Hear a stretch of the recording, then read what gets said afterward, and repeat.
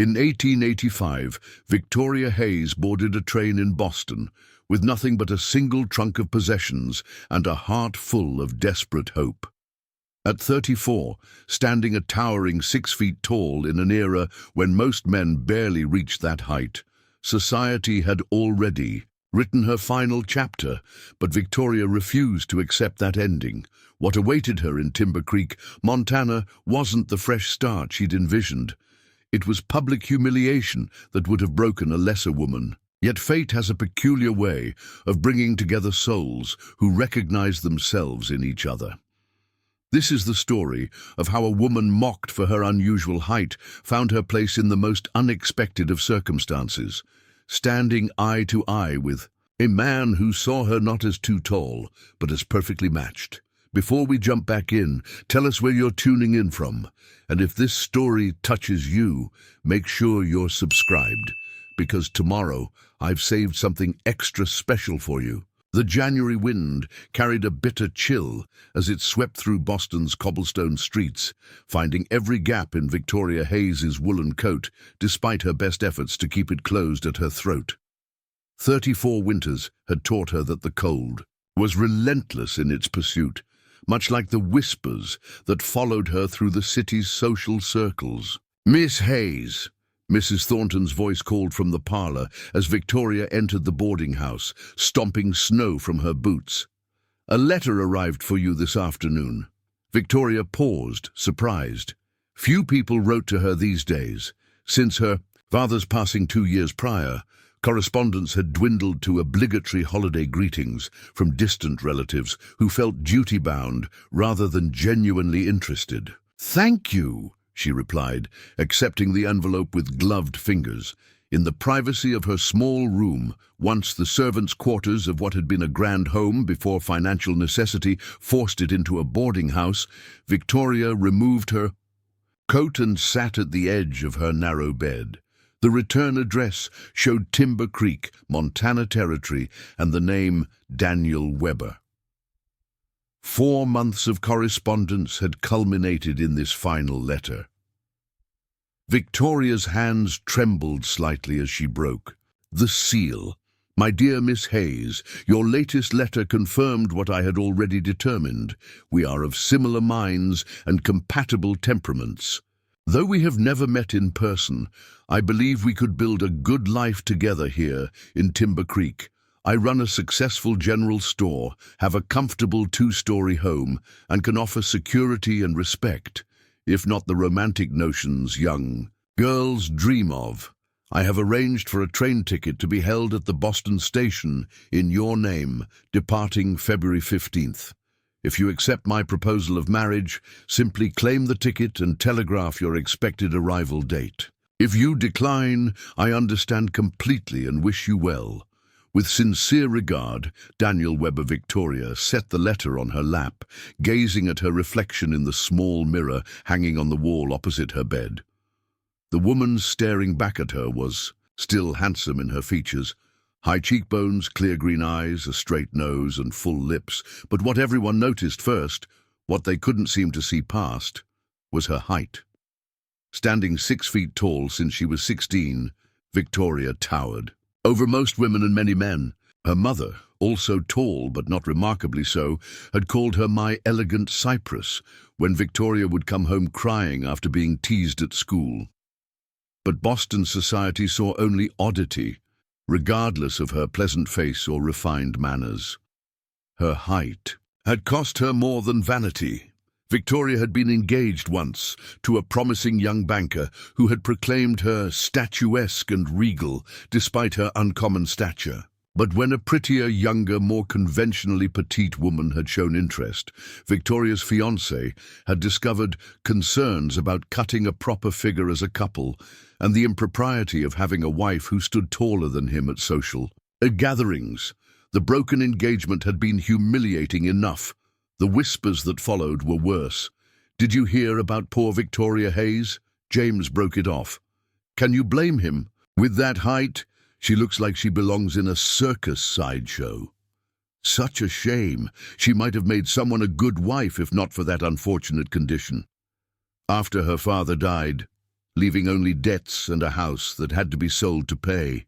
Them, Victoria had taken work as a teacher, her excellent education and impeccable diction becoming her sole means of support. While other women her age supervised households and raised children, Victoria taught other people's daughters and tried not to feel the sting of their pitying glances.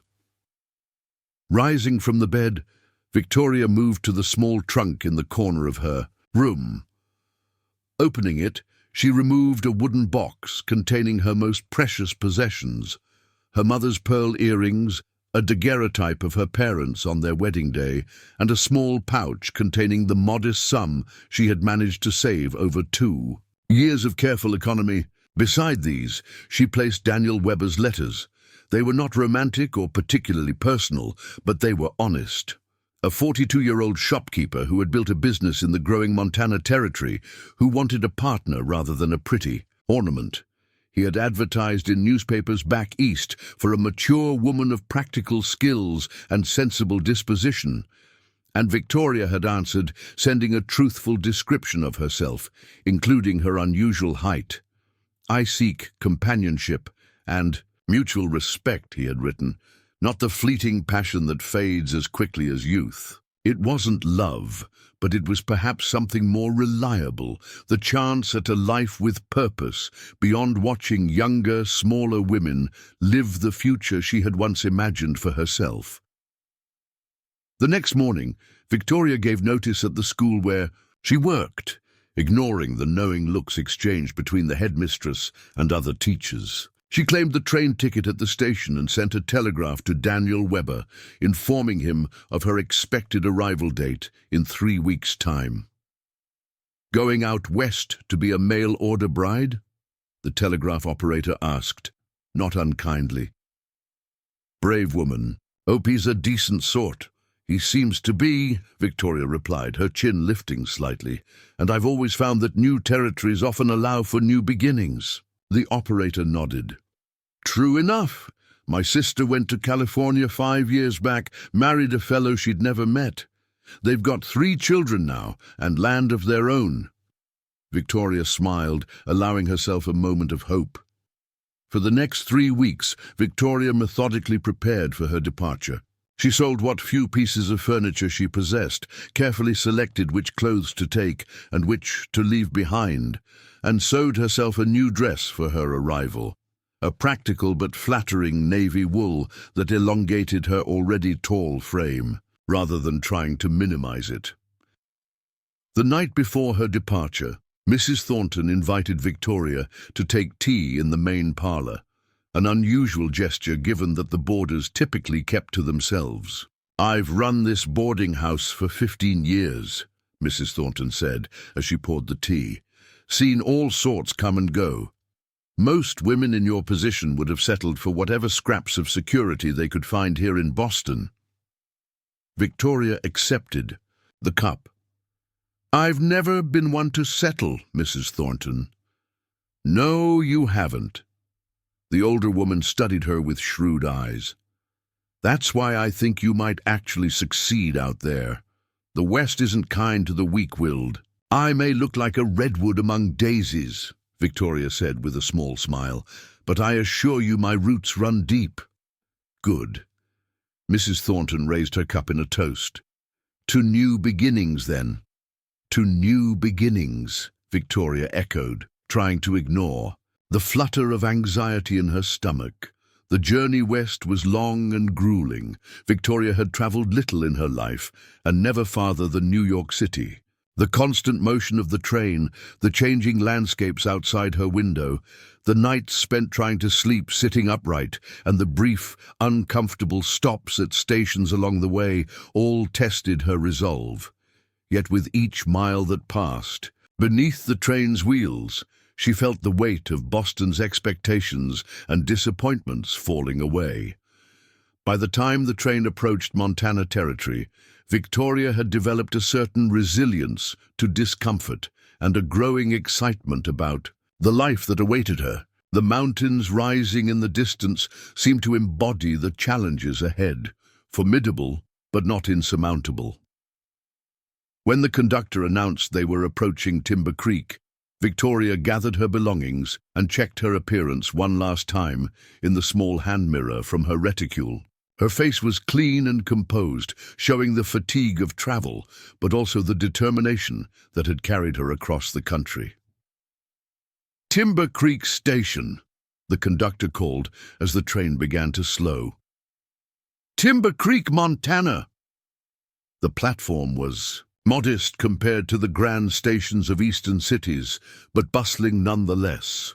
Victoria descended carefully from the train, her trunk following with the assistance of a porter. Her eyes scanned the crowd, looking for a man who might match the description Daniel Weber had provided, of average height, solid build, with brown hair and a neatly trimmed beard.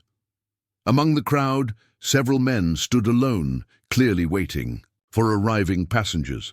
One in particular seemed to be studying the women disembarking with particular interest. He matched Daniel's description, and when his eyes landed on Victoria, he stepped forward, then stopped, his expression freezing, as he took in her full height as she stood on the platform. "Miss Hayes," he asked, his voice carrying a note of uncertainty. "Mr. Weber, I presume?" Victoria nodded, keeping her voice steady despite the familiar sinking feeling in her chest as she recognized the look of shocked dismay on his face. He removed his hat, revealing hair that indeed was brown but thinning considerably. "Welcome to Timber Creek." There was an awkward moment as they regarded each other, measuring the reality against whatever expectations they had formed. Victoria saw disappointment flash across Daniel's face, brief but unmistakable, as he took in her height. Though she had described it in her letters, seeing it in person clearly had a different impact. "Your journey was comfortable, I hope?" he asked, his tone polite but cooler than his letters had suggested. "As comfortable as one might expect," Victoria replied, maintaining her dignity despite the sinking feeling in her stomach. "It's a remarkable distance to travel," Daniel nodded, then signaled to a boy nearby. "Tommy will take your trunk to my wagon. We should get you settled at the boarding house before dark." "Boarding house?" Victoria questioned. "I had understood, that is, your letter implied I would be staying at your home." Daniel cleared his throat, clearly uncomfortable. "I thought it best you have some time to acclimate to Timber Creek before the wedding. Mrs. Wilson runs a respectable establishment for ladies. I've arranged for you to stay there for a week or two." The unspoken message was clear. He was reconsidering his proposal. "I see," Victoria said, keeping her voice steady despite the humiliation burning in her chest. "How considerate of you. Preparing and narrating this story took us a lot of time, so if you are enjoying it, subscribe to our channel. It means a lot to us." Now back to the story. The walk through Timber Creek's main street was mercifully brief. The town was larger than Victoria had expected. A proper main street lined with businesses, side streets with houses of varying sizes, and in the distance, the sharp rise of mountains against the blue sky. Under different circumstances, she might have found it charming. Mrs. Wilson's boarding house was a two-story structure with a neat front yard and curtained windows. The proprietor herself answered the door, a stout woman with a no-nonsense demeanor, who looked Victoria up and down with undisguised surprise at her height, but notably without the usual mockery. "So you're Daniel's mail-order bride," she said by way of greeting. "Come in then. I've got your room ready upstairs." Daniel remained on the porch. "I'll call on you tomorrow, Miss Hayes. We have matters to discuss." After he departed, Mrs. Wilson showed Victoria to a small but clean room on the second floor. "Supper's at 6, she said. "Kitchen's closed after that, so don't be late."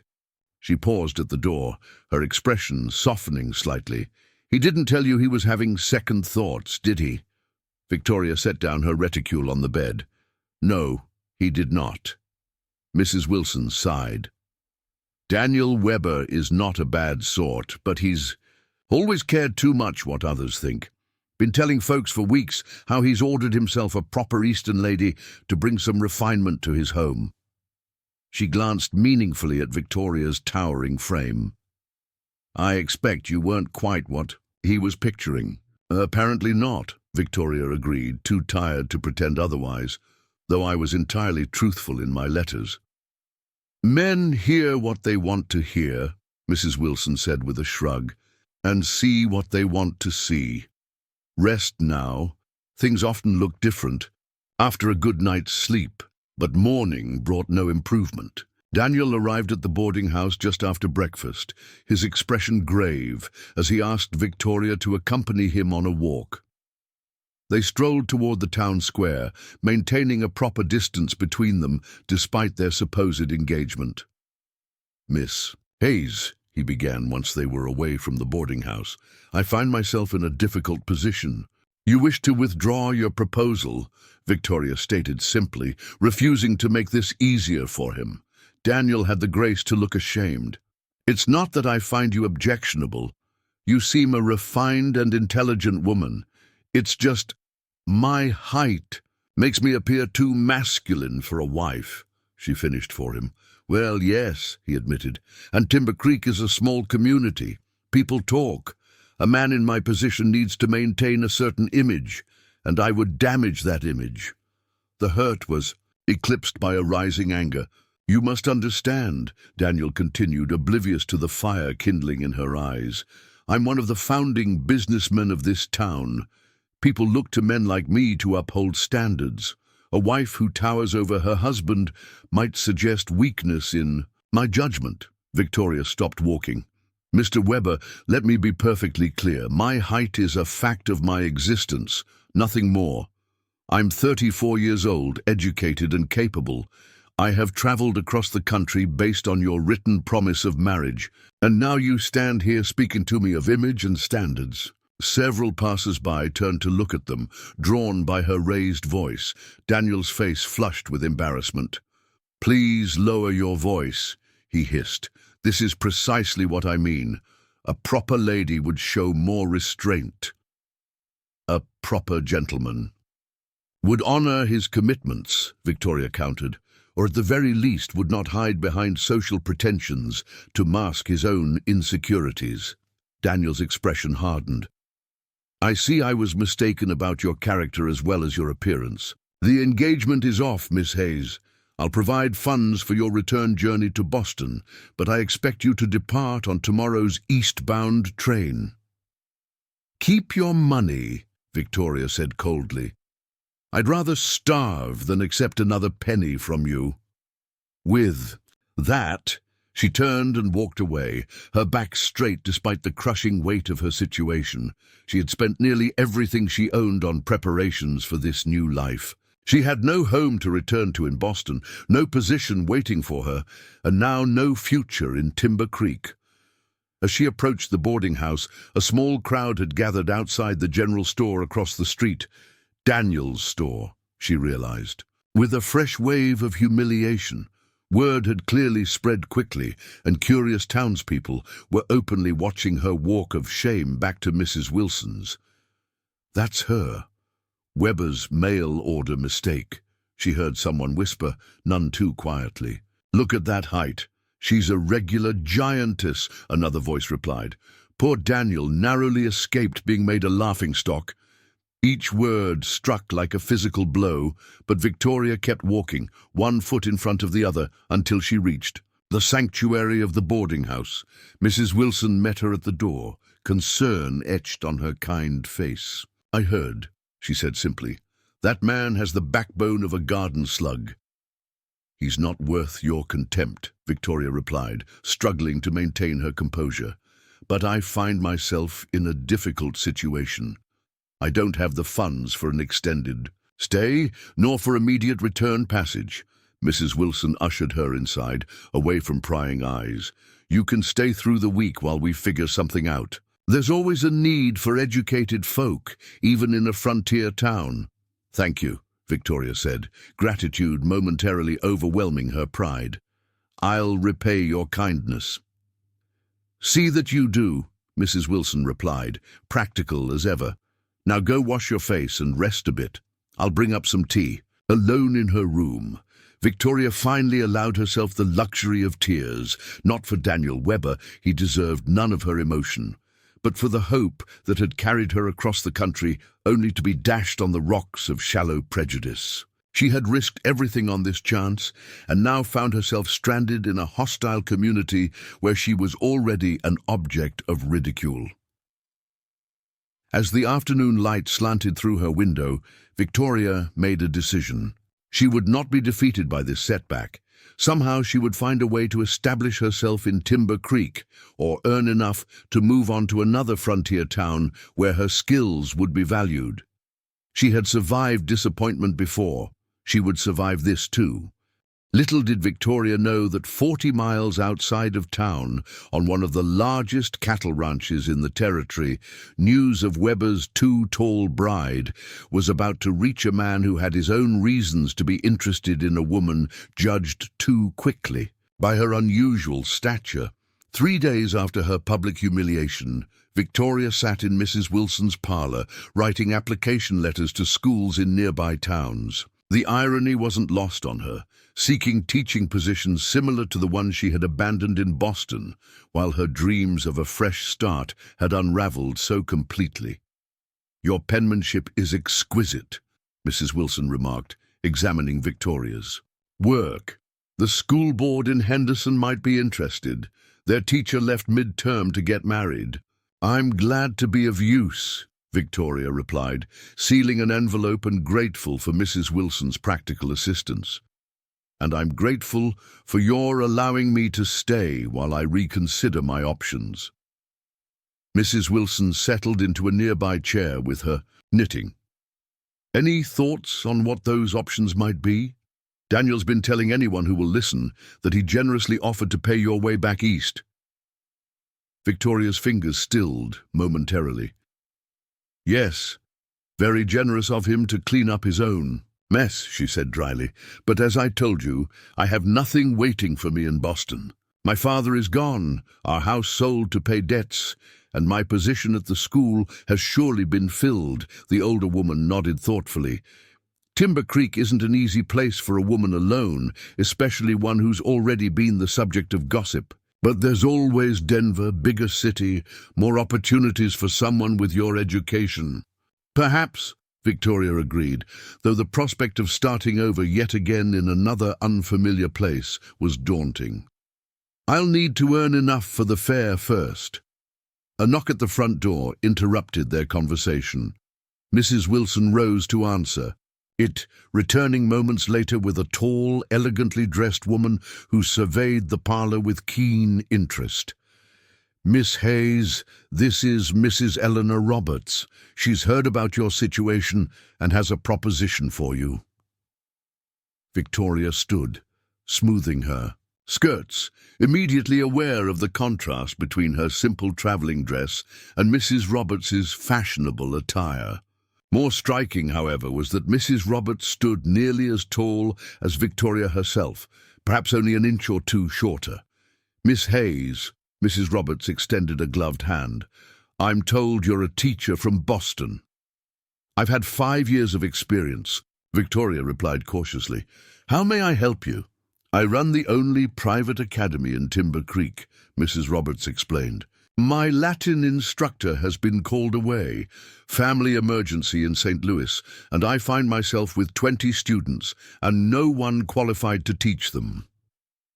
Hope flickered in Victoria's chest. "You're offering me employment?" "Temporary employment," Mrs. Roberts clarified. 6 weeks of work, possibly longer. The pay is fair, $3 per day, and you would lodge at the academy, not here. It was more than Victoria had earned at the Boston school, and enough to build a modest sum toward whatever came next. "When would you like me to start?" she asked. "Tomorrow morning, 8 sharp." Mrs. Roberts handed her a card with an address. "The academy is on Maple Street, just off the main square. And Miss Hayes," she added, her eyes meeting Victoria's directly, "I expect my instructors to carry themselves with confidence. Your height is an asset in a classroom, not a liability. My students respond well to authority, particularly when it's presented with both physical and intellectual presence." The lack of criticism was so unexpected that Victoria merely nodded. "I'll be there promptly at 8, Mrs. Roberts." After the woman departed, Mrs. Wilson made a sound of satisfaction. "Eleanor Roberts is as practical as they come. She cares about results, not gossip." "She's offering honest work when I need it most," Victoria replied, "and she seems remarkably untroubled by my appearance." "Eleanor's close to 6 feet herself," Mrs. Wilson explained. "Married the shortest man in the county, too. Joseph Roberts barely comes up to her shoulder. They've been happily wed for 15 years and have 3 strapping sons." Victoria considered this unexpected information. Perhaps Timber Creek wasn't entirely populated by people who shared Daniel Webber's narrow views, after all. The next morning, Victoria arrived at Roberts Academy precisely at 8 gone, wearing her most professional dress and carrying a small valise with her immediate necessities. Mrs. Wilson had promised to send the rest of her belongings later in the day. The academy itself surprised Victoria. Rather than the rustic schoolhouse she had expected, it was an impressive 2-story brick building with large windows and an iron fence enclosing a spacious yard. A sign above the entrance proclaimed "Roberts Academy for Exceptional Education" in gold lettering. Mrs. Roberts greeted Victoria in the entrance hall, as tall and commanding as she had appeared the previous day. "Punctual. Excellent. Let me show you to your quarters first, then we'll discuss your duties." The living arrangements were far more comfortable than Victoria had anticipated. A small but well-appointed room on the academy's 2nd floor, with a private entrance from the side of the building, would serve as her home for the coming weeks. It had a proper bed, a writing desk by the window, a washstand, and a small bookcase already stocked with Latin texts. "This was to be Mr. Harrison's room," Mrs. Roberts explained. "He never arrived to claim it. Family emergency, as I mentioned." "It's more than adequate," Victoria replied, genuinely pleased. "Thank you." Mrs. Roberts nodded briskly. "Your classroom is downstairs, 3rd door on the left. 20 students, ages 13 to 17, all reasonably well behaved. They've been reading Cicero, though I suspect their translation skills need considerable refinement."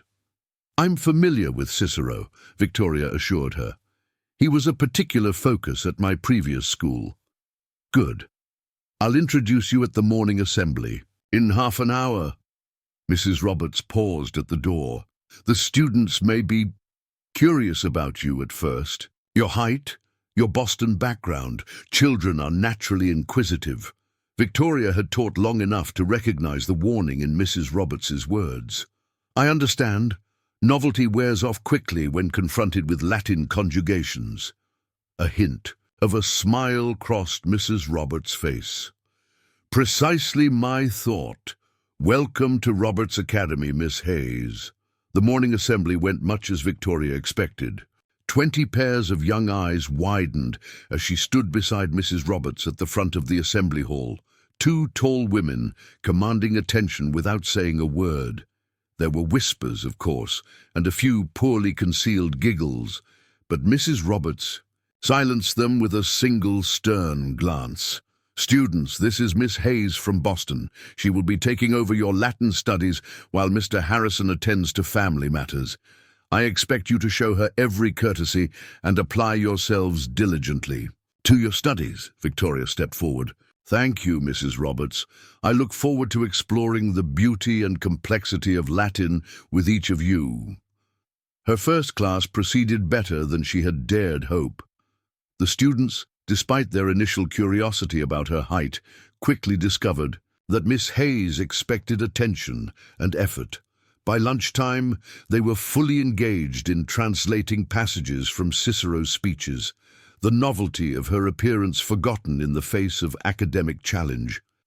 As the school day ended, Victoria found herself genuinely enjoying the familiar rhythm of teaching. The students here were perhaps less polished than those in Boston, but they showed a refreshing eagerness to learn and seemed unconstrained by many of the social prejudices she had come to expect.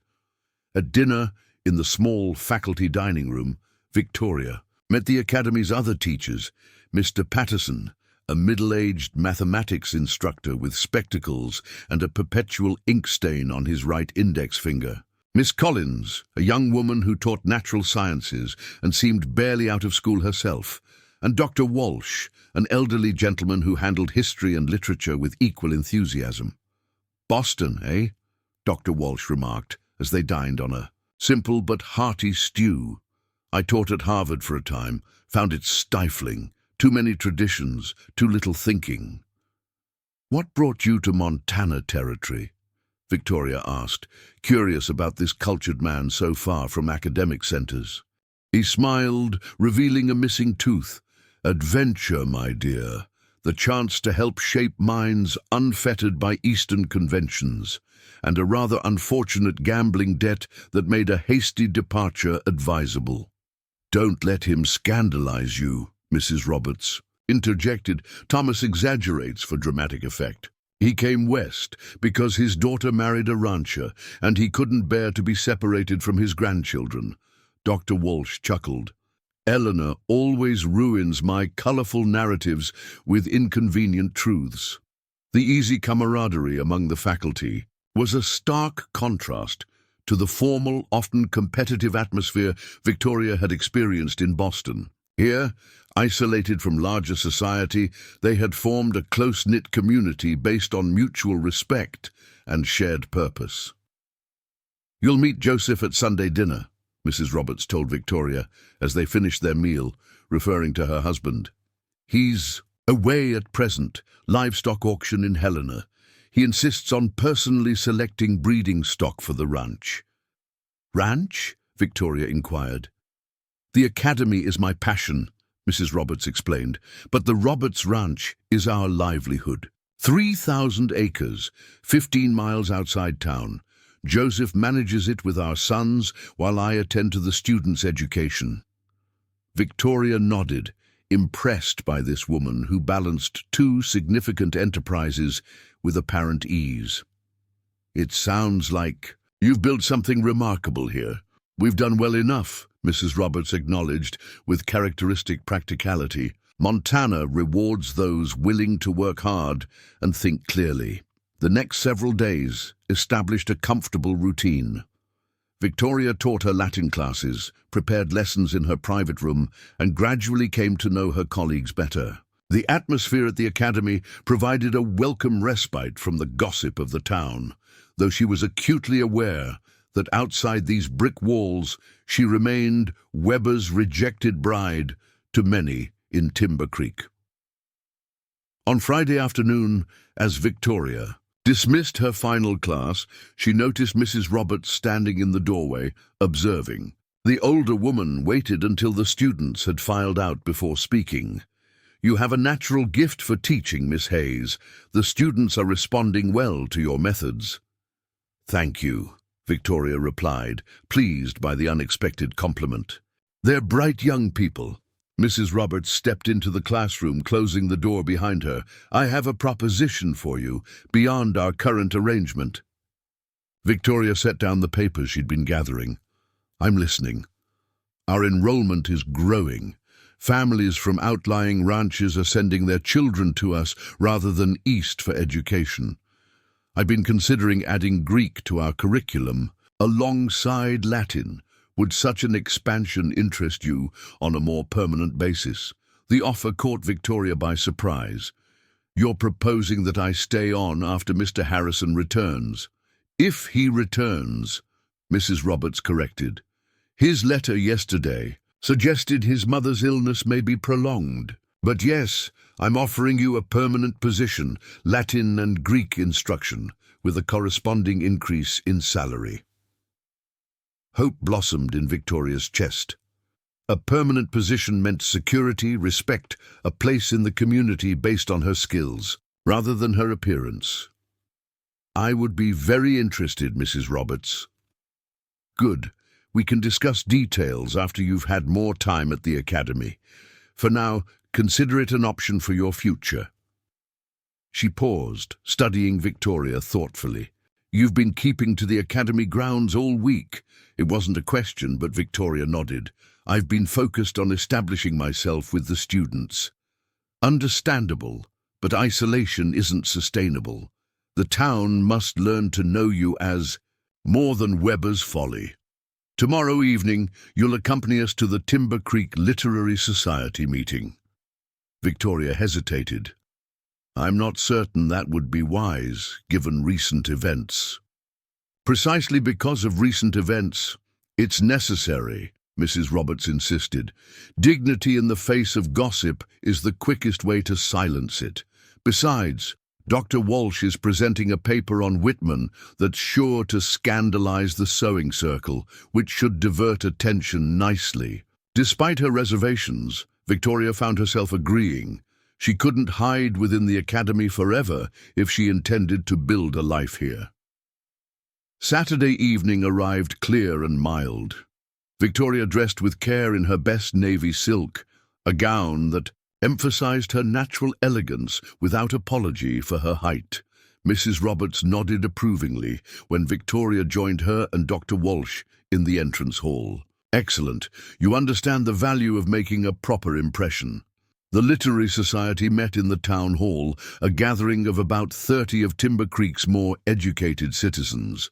Victoria braced herself as they entered, expecting whispers and stares. There were indeed curious glances, but Mrs. Roberts moved through the room with such authoritative grace that most people limited their reactions to polite nods. Eleanor, Thomas, a portly gentleman with an impressive mustache, approached them. Delighted you could join us tonight, and this must be your new Latin instructor? Judge Miller, may I present Miss Victoria Hayes, Mrs. Roberts said. Miss Hayes, Judge Miller is our society's president and Timber Creek's foremost legal mind. The judge bowed slightly. A pleasure, Miss Hayes. I understand you're from Boston? We're always grateful for Eastern refinement in our humble community.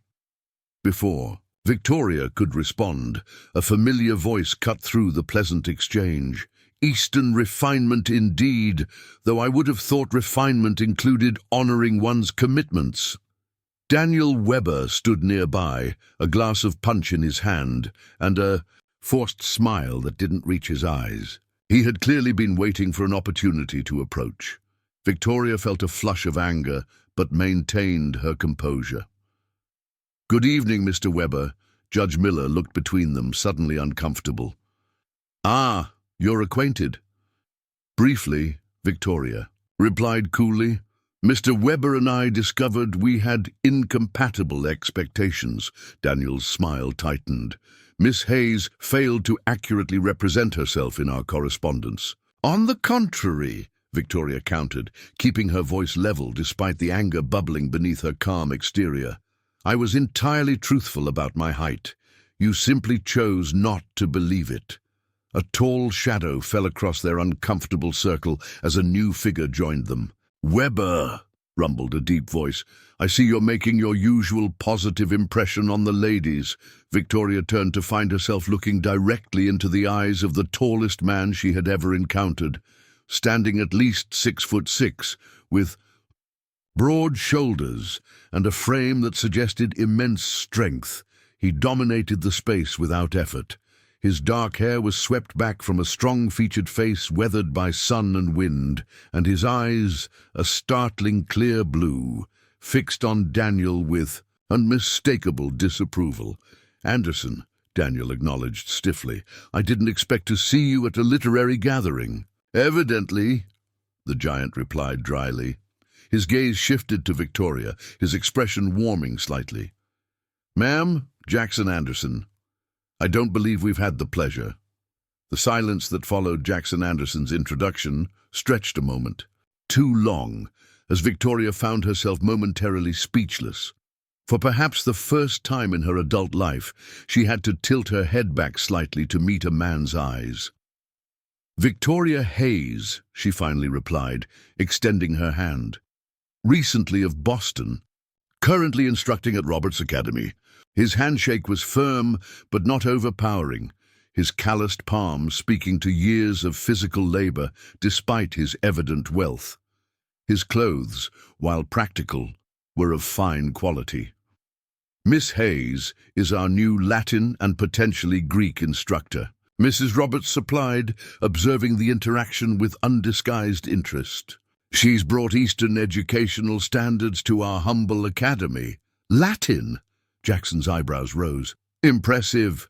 Can't say I've had much use for dead languages on Thunder Ridge, but I respect anyone with the patience to master them.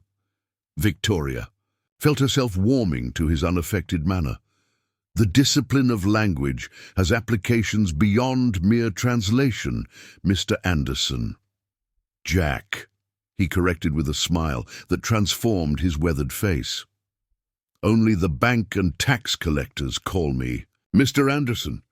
Daniel Webber shifted uncomfortably, clearly displeased by the direction of the conversation. Anderson, I believe Judge Miller was hoping to discuss the water rights issue with you. Was he now? Jackson replied without bothering to look at Daniel. Funny, he hasn't mentioned it. His attention remained fixed on Victoria. Miss Hayes, I understand you're new to our community.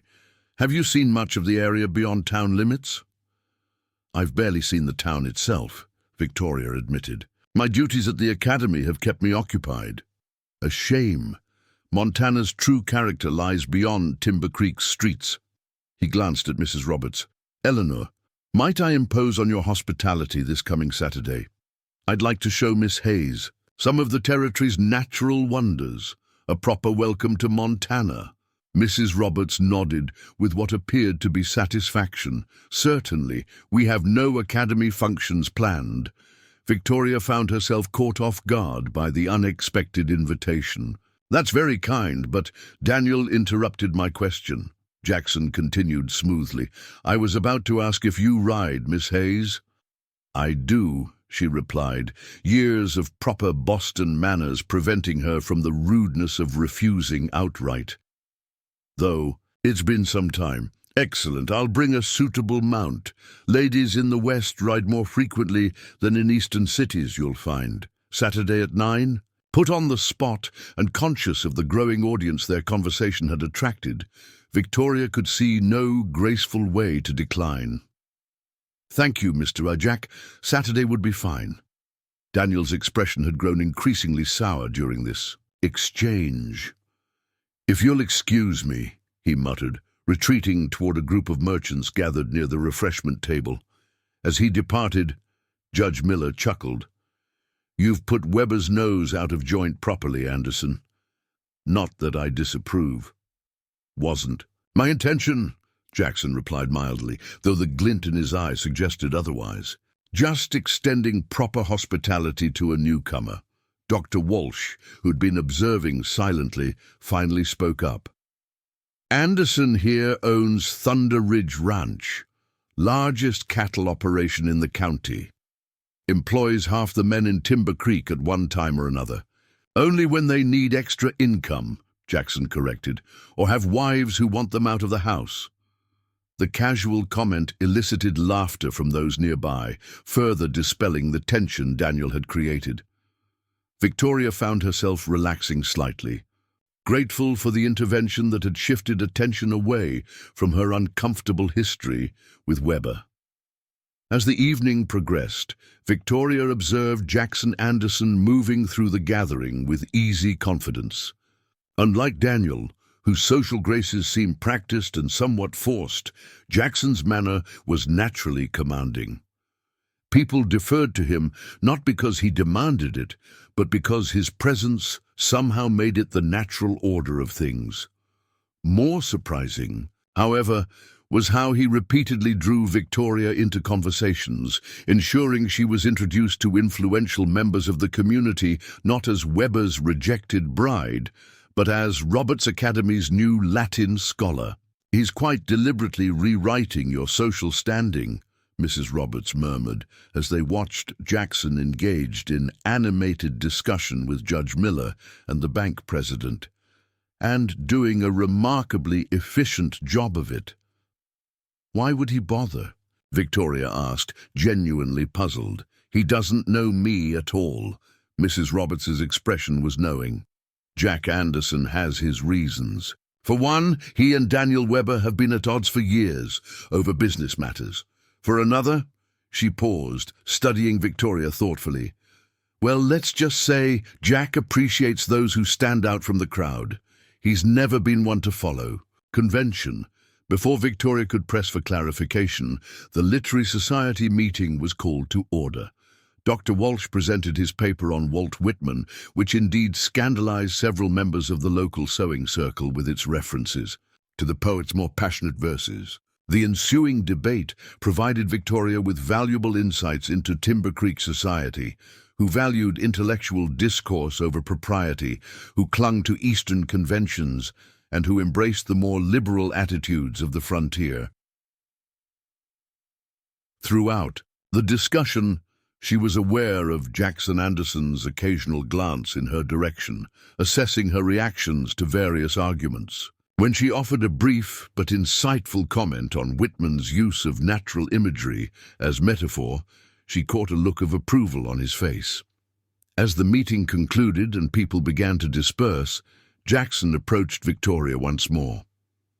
"You handled Mrs. Prescott's outrage with remarkable tact," he observed, referring to the elderly woman who had been most vocally offended by Whitman's sensuality.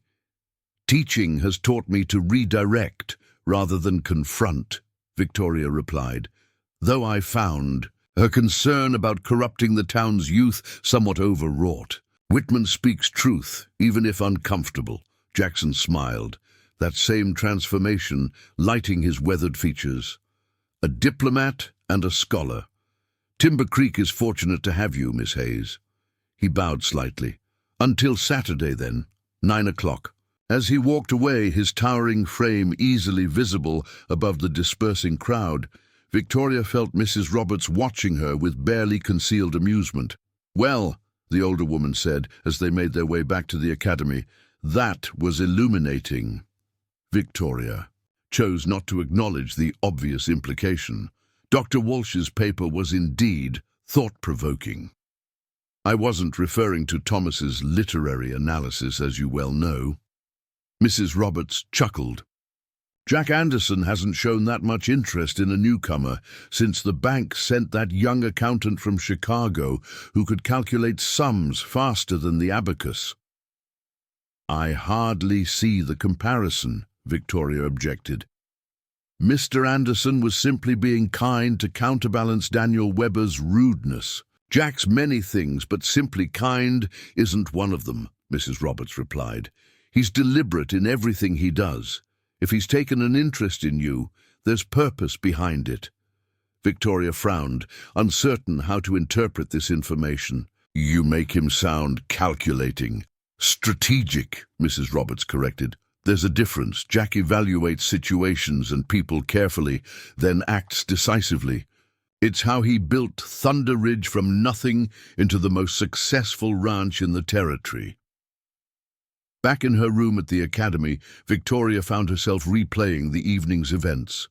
Jackson Anderson was unlike any man she had encountered in Boston, society, or indeed in her limited experience of Timber Creek.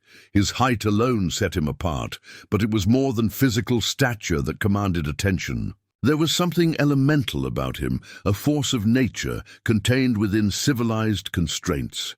The invitation to ride troubled her, however. After Daniel Webber's rejection, the last thing Victoria wanted was to be the subject of more town gossip. Being seen in Jackson Anderson's company would certainly fuel speculation, particularly given his apparent standing in the community. Yet she found herself reluctant to refuse the opportunity. Montana's vast landscape had captivated her from the train window, and the chance to explore it properly was tempting. Moreover, there had been something refreshingly direct about Jackson's manner. No hidden agenda apparent in his invitation, just genuine interest in showing a newcomer the country he clearly loved. By morning, Victoria had resolved to accept the invitation but maintain a careful distance. She could appreciate Montana's beauty without entangling herself in potentially complicated relationships. Her position at Roberts Academy offered the security and purpose she had sought. Anything more would be an unnecessary risk. This resolution lasted precisely until Saturday morning, when Victoria stepped onto the Academy's front porch at 9 o'clock to find not the expected riding horses, but a handsome open carriage pulled by matched bays. Jackson Anderson sat in the driver's seat, dressed in practical riding clothes that somehow looked more elegant on his imposing frame than Daniel Webber's carefully tailored suits ever had. "Good morning, Miss Hayes," he called, setting the brake, and descending to help her. "I reconsidered the riding plan, thought a carriage might be more comfortable for your first tour of the territory. We can still reach all the places worth seeing." Victoria was touched by the thoughtfulness. "That's very considerate, though I assure you I can manage a horse adequately." "No doubt," he replied, offering his hand to assist her into the carriage. "But this way we can converse more easily. I want to show you Montana, but I'd also like to hear more about Boston and your journey west." As she settled onto the comfortable seat, Victoria noticed a wicker hamper secured behind them. "A picnic. As well, Mrs. Carson at the hotel prepared it," Jackson confirmed, taking his place beside her. "The view from Eagle Bluff deserves proper appreciation, which is difficult on an empty stomach." Despite her initial reservations, Victoria found herself looking forward to the day ahead. Jackson handled the spirited team with easy confidence. As they left Timber Creek behind, following a well-maintained road that wound through rolling grasslands toward distant mountains. "Thunder Ridge lies about 20 miles northwest," he explained, gesturing toward a prominent ridgeline visible on the horizon. 5,000 acres of the best grazing land in the territory. Started with 50 head of cattle and a run-down cabin. 12 years ago. "That's remarkable growth in such a short time," Victoria observed. Jackson shrugged. "Timing and tenacity. I arrived when the territory was opening up, but before the big Eastern investors discovered it. And I was too stubborn to quit when winters nearly wiped me out the first 2 years."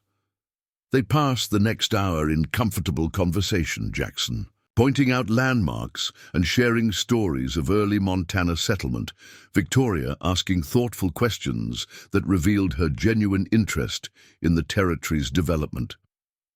The uneven power dynamic she had feared, the influential local and the vulnerable newcomer, never materialized. Instead, they spoke as equals, each bringing different knowledge and perspectives to the exchange. As they approached a dramatic overlook, Jackson guided the horses off the main road and up a narrow track that ended at a flat area with a breathtaking vista.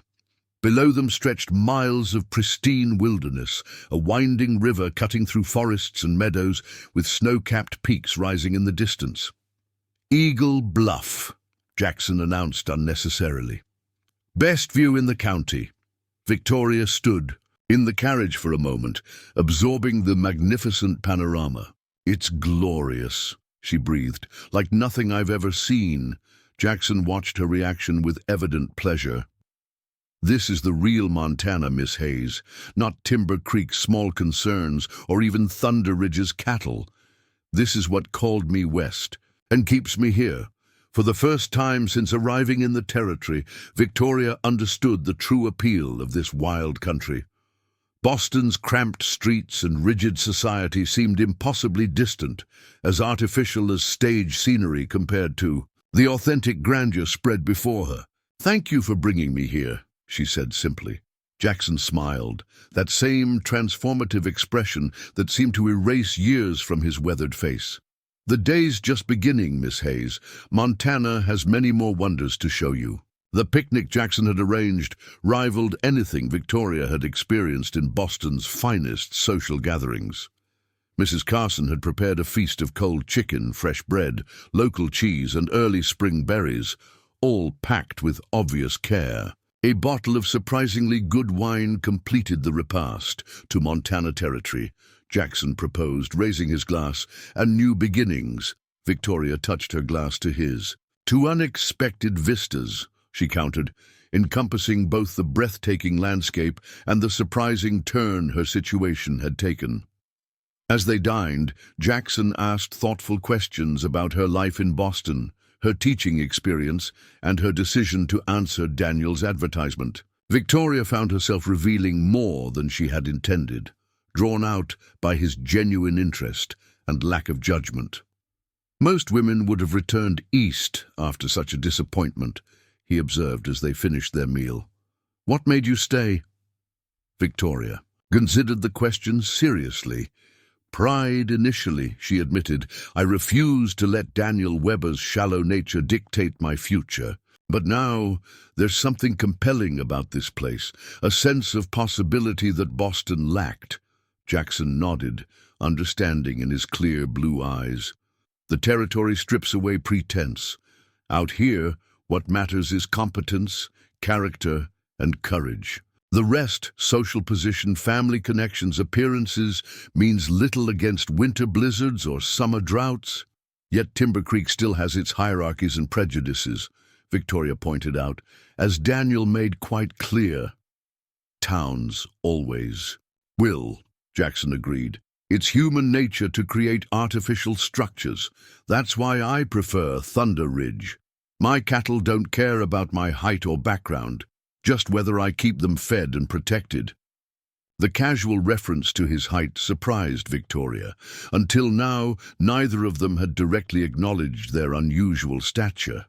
Does it bother you? She asked, emboldened by their candid conversation. Being so much taller than others? A smile played at the corners of his mouth. Did it bother you before Webber made it an issue? It's always been an issue, Victoria corrected. From schoolyard taunts to broken engagements, being too tall for a woman has shaped my entire life. Jackson's expression sobered. I apologize for my glib response. Your experience has clearly been different from mine. For men, unusual height can be an advantage, intimidating in business dealings, respected on the frontier. Though doorways throughout the territory bear the marks of my forehead, this last comment, delivered with dry humor, broke the momentary tension. Victoria found herself laughing, a genuine sound that surprised her with its freedom. I've collected my share of doorframe incidents as well, she confessed, and chandelier mishaps at formal dances. The world is built for smaller people, Jackson agreed. But I wouldn't trade my perspective for theirs. There's something to be said for seeing farther than most. After their meal, they continued their journey, Jackson guiding the carriage along ridgelines and through verdant valleys. He proved a knowledgeable guide, pointing out wildlife, explaining geological formations, and sharing stories of the land's indigenous people with evident respect. By mid-afternoon, they had traveled in a wide arc that brought them to the approach of a substantial property. A wooden arch spanning the road proclaimed Thunder Ridge Ranch in bold letters. I thought you might appreciate seeing the operation, Jackson explained, noting Victoria's questioning look. Unless you'd prefer to return directly to town. I'd be delighted to see Thunder Ridge, Victoria assured him, genuinely curious about this enterprise he had built from nothing. As they passed under the arch, the landscape opened into a well-ordered ranch. Sturdy fences enclosed pastures where cattle grazed. Outbuildings stood in logical arrangement around a central yard. And in the distance, a large two-story house of squared logs and stone commanded a viewpoint overlooking the entire property. Several ranch hands paused in their work to wave as Jackson drove past. Victoria noticed how they straightened in his presence, not from fear, but a kind of natural respect. Most of my men have been with me for years, Jackson remarked. Good workers, loyal. Many started as greenhorns from back east with no ranch experience. I've found character matters more than credentials. At the main house, a young man hurried down the porch steps to take charge of the horses. Afternoon, Mr. Anderson, miss. He touched his hat respectfully to Victoria. Thank you, Tommy, Jackson replied. Give them a good rub-down. We pushed a bit on the hill climb. Yes, sir. Mrs. Henley left refreshments in the study, said you might want them after your ride. Jackson helped Victoria down from the carriage. Mrs. Henley manages the household, he explained. She's convinced I'd starve without her intervention, despite evidence to the contrary from my bachelor years. The interior of the house surprised Victoria. Rather than the rustic furnishings she had expected, Thunder Ridge's main residence combined frontier practicality with genuine elegance. Polished wood floors, comfortable leather furniture, and well-crafted cabinetry created a space that was unmistakably masculine, but far from crude. Most striking, however, was the library. One entire wall of the large study was lined with bookshelves, reaching to the ceiling, filled with volumes whose spines showed the wear of regular use rather than decorative display. "You're a reader," Victoria observed with pleasure, drawn immediately to the collection. "Winter evenings are long in Montana," Jackson replied, watching her with evident enjoyment as she examined the shelves. "Books kept me company before I could afford hired help. Now they're old friends I return to regularly." Victoria ran her fingers along the spines, noting titles ranging from practical agricultural texts to poetry, history, and philosophy. "This is a remarkable collection for a frontier ranch. I make twice-yearly trips to Chicago. Books are easier to transport than most luxuries." Jackson moved to a sideboard, where a tray held a pitcher of lemonade and 2 glasses sized for larger hands. "My quarterly order from London arrived last month.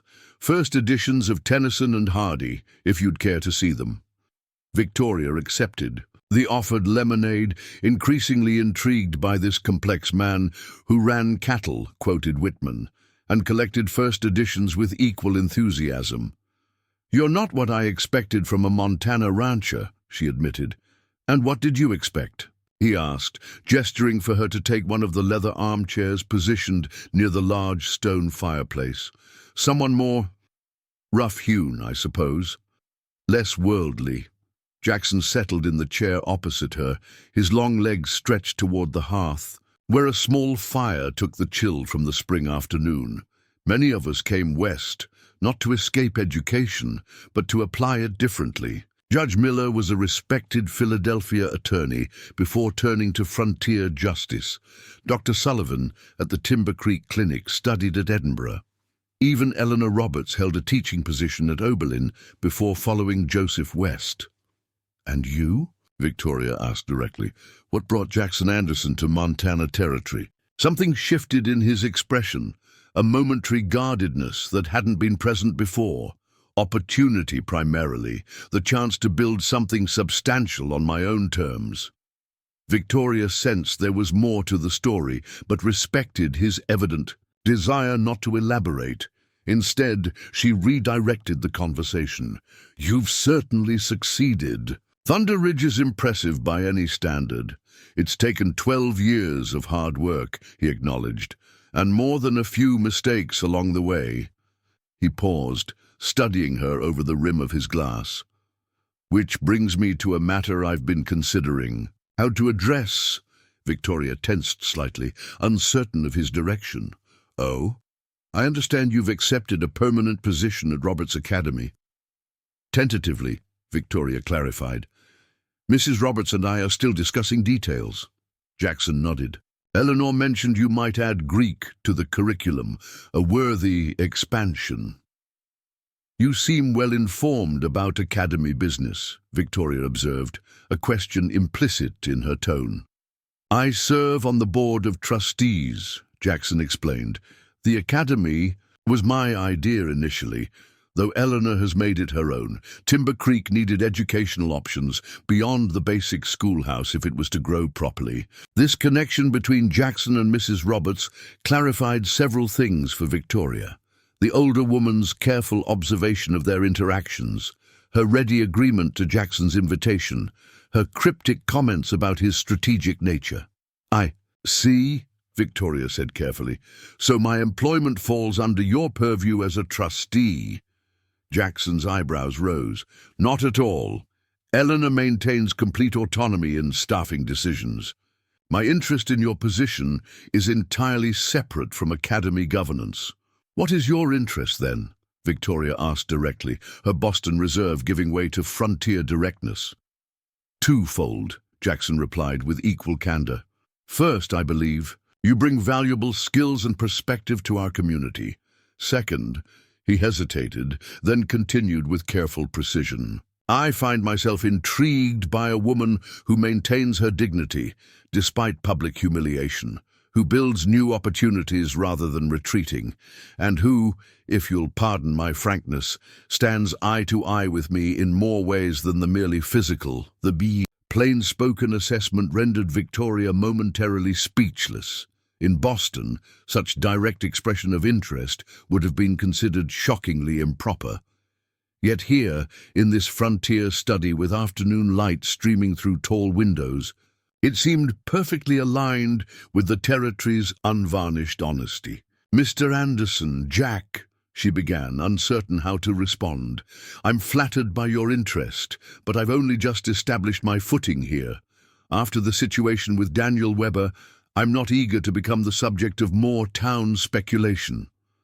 "Understandable," he acknowledged, "and I have no wish to complicate your position.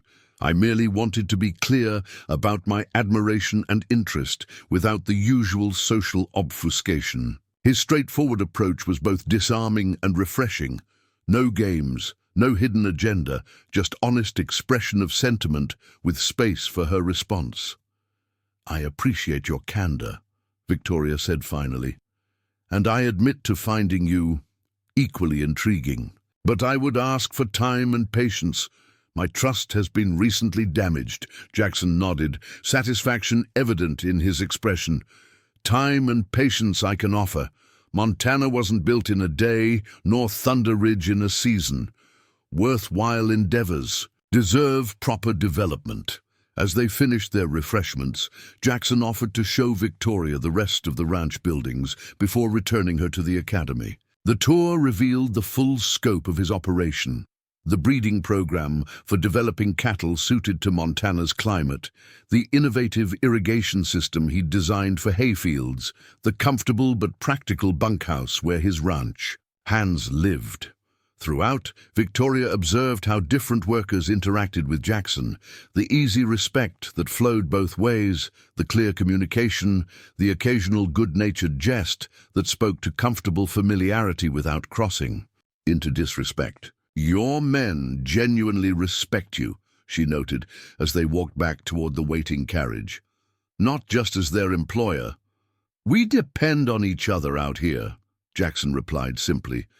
"A man who treats his workers as disposable soon finds himself alone against Montana's challenges." The principle seemed to apply to his approach to all relationships, Victoria reflected. Value people for their authentic contributions, communicate honestly, build connections based on mutual respect rather than social convention or superficial attributes. As the sun began its descent toward distant mountains, they reluctantly started the journey back to Timber Creek. Victoria found herself viewing the landscape differently on the return trip, not just as spectacular scenery, but as a place where she might genuinely belong, where her unique qualities could be assets rather than liabilities. "Thank you for today," she said as the academy came into view. "You've shown me a Montana I hadn't imagined." Jackson guided the team expertly down the final stretch of road. The territory reveals itself differently to each person. Some see only hardship and isolation. Others discover freedom and possibility. "And which did you find?" Victoria asked. His smile carried a hint of private knowledge. "Both, often on the same day, but I've never regretted choosing this life, despite its challenges." As he helped her down from the carriage at the academy steps, Jackson held her hand a moment longer than strictly necessary. "Would you consider another expedition next Saturday? There's a hidden waterfall in the eastern hills that few Timber Creek residents have seen." Victoria found herself nodding before conscious deliberation. "I'd like that very much." "Until Saturday, then," he said, tipping his hat before climbing back into the carriage. Victoria watched him drive away, the tall figure commanding the driver's seat with natural authority. For the first time since arriving in Montana, she felt something beyond mere determination to survive her circumstances, a genuine excitement about possibilities unfolding before her, as vast and promising as the territory itself. News of Victoria's excursion with Jackson Anderson spread through Timber Creek like wildfire, transforming her status from object of ridicule to subject of intense curiosity overnight. Students at the academy regarded her with newfound interest, while shopkeepers, who had previously been coolly polite, now offered warm greetings and inquired about her comfort in their town. "It's remarkable how quickly attitudes change," Victoria observed to Mrs. Roberts as they reviewed lesson plans in the academy office Monday afternoon. "If people align themselves with power," Mrs. Roberts replied pragmatically. "Jack Anderson represents the most significant influence in this county. His apparent interest elevates you by association." Victoria frowned. "That hardly seems a solid foundation for genuine acceptance." "It's a beginning," Mrs. Roberts countered. "Initial access granted through Jack's endorsement gives you the opportunity to prove your own worth. Don't underestimate the value of a proper introduction in frontier society." Before Victoria could respond, a knock interrupted them. Miss Collins, the science teacher, appeared at the office door, her youthful face flushed with excitement. "Pardon the interruption, Mrs. Roberts, but there's a delivery for Miss Hayes." Following Miss Collins to the academy's entrance hall, Victoria found a young ranch hand holding an exquisite bouquet of wildflowers, arranged with artistic care. "From Mr. Anderson, ma'am," the boy explained, presenting the flowers with obvious pride in his mission. "He said these reminded him of your conversation." Victoria accepted the bouquet, noticing a small card nestled among the blossoms. Under the curious gazes of Miss Collins and two passing students, she read the brief message, "The world is built for smaller people, but I wouldn't trade my perspective for theirs. Saturday remains a welcome prospect. J.A., the thoughtful reference." To their conversation touched Victoria deeply. Not roses or cultivated blooms that might have been ordered from Denver, but Montana wildflowers, authentic natural beauty that represented their shared experience.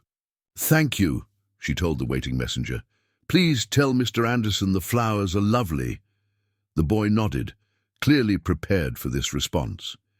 "Mr. Anderson also asked if you might like to attend the county agricultural meeting with him Thursday evening.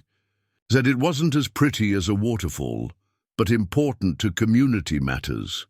Victoria hesitated, aware of Miss Collins's barely contained curiosity.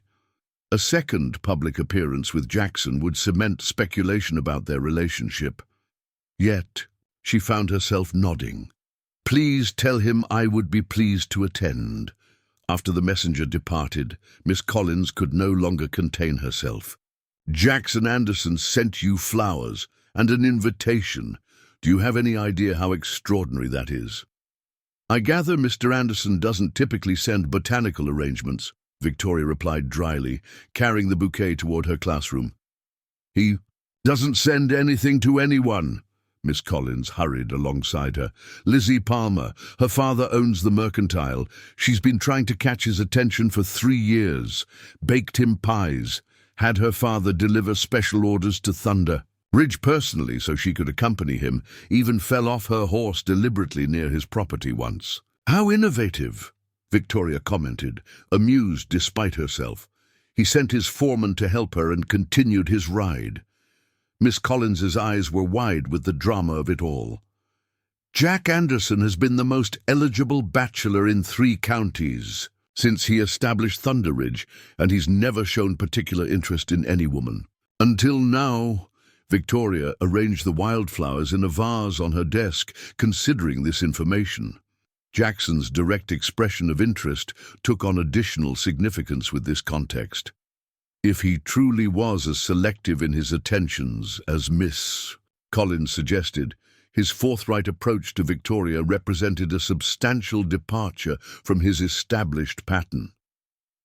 The next morning brought another surprise visitor.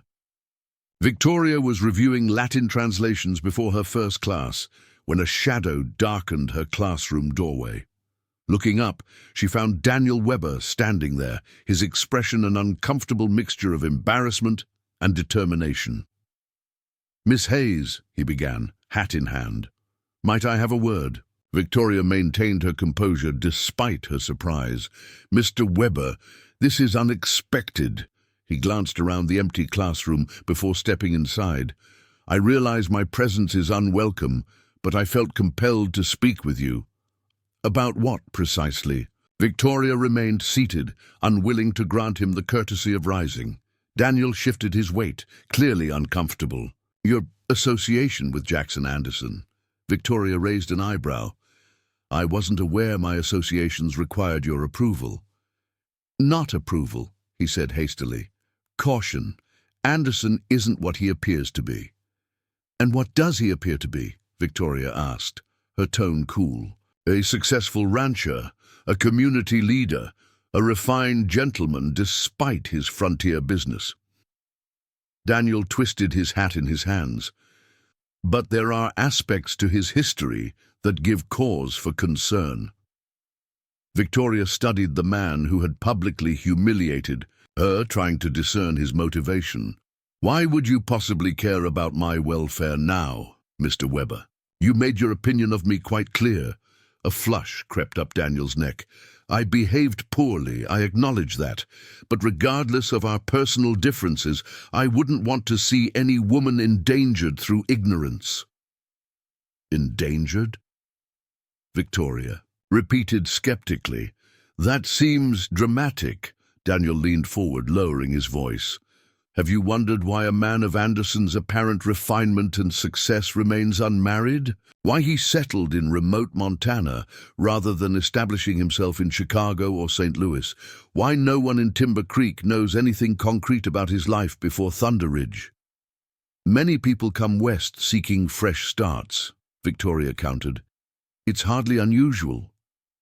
"Fresh starts, yes. But Anderson guards his past with particular vigilance." Daniel's expression grew earnest. "There are rumors."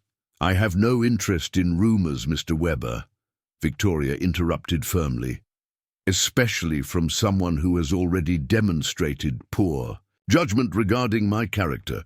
Daniel straightened. "You think this is petty rivalry? I assure you my concern is genuine. Ask Anderson about Philadelphia sometime. Watch his reaction." Before Victoria could respond, Mrs. Roberts appeared in the doorway, her expression glacial as she regarded Daniel. "Mr. Webber, I don't recall seeing your name in our appointment book." Daniel replaced his hat, nodding stiffly to both women. "I was just leaving. Good day, Miss Hayes. Consider what I've said." After he departed, Mrs. Roberts turned to Victoria with raised eyebrows. "What did that weasel want?" "To warn me about Jackson Anderson, apparently," Victoria replied, still processing the strange encounter. "He implied there's something dangerous in Jack's past, particularly connected to Philadelphia." Mrs. Roberts made a sound of disgust. "Classic Webber, sowing doubts when he can't get his way. I wouldn't put much stock in his warnings." "You know Jack well," Victoria observed. "Is there truth to any of it? His past before Montana?" Something guarded crossed Mrs. Roberts' face. "Jack's history is his own to share or keep private. What I know is the man he is today. Honorable, fair, and the best neighbor Timber Creek could ask for. If he has secrets, they haven't prevented him from building a life of integrity here." The measured response was telling in its careful phrasing. Mrs. Roberts wasn't denying that Jackson had secrets, merely suggesting they didn't define his character now. Despite her determination to dismiss Daniel's warnings as the product of jealousy, Victoria found herself troubled. Not because she believed Jackson dangerous, but because the exchange highlighted how little she truly knew about him beyond their brief interactions and his current standing in the community. Thursday evening arrived with clear skies and mild temperatures.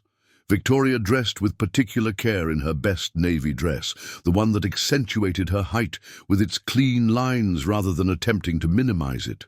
As she fastened her mother's pearl earrings, one of the few pieces of jewelry she had brought west, Victoria resolved to set aside Daniel's insinuations and judge Jackson Anderson solely on his demonstrated character. Jackson arrived punctually. At the academy, the same carriage from their excursion freshly polished. His expression as Victoria descended the steps sent a surprising flutter through her composed exterior. "You look magnificent," he said simply, helping her into the carriage. "The agricultural meeting must be more formal than I anticipated," Victoria replied, settling her skirts. Jackson laughed, the sound rich and genuine. "Hardly. Most attendees will be in work clothes barely brushed free of hay. But some occasions merit special effort regardless of external expectations." His own attire reflected this philosophy, a well-tailored black coat over a crisp white shirt, his usual rugged appearance refined but not fundamentally altered. He looked both powerful and approachable, commanding without intimidation. "I should warn you," Jackson said as they traveled toward the town hall. "These meetings can grow heated. Water rights and grazing boundaries inspire passionate debate. Among ranchers, should I expect fisticuffs?" Victoria asked lightly. "Not with Judge Miller presiding, though it's been a near thing on occasion." His blue eyes crinkled at the corners. "Your presence will likely improve behavior considerably. Most of these men rarely encounter a lady with your combination of intelligence and dignity."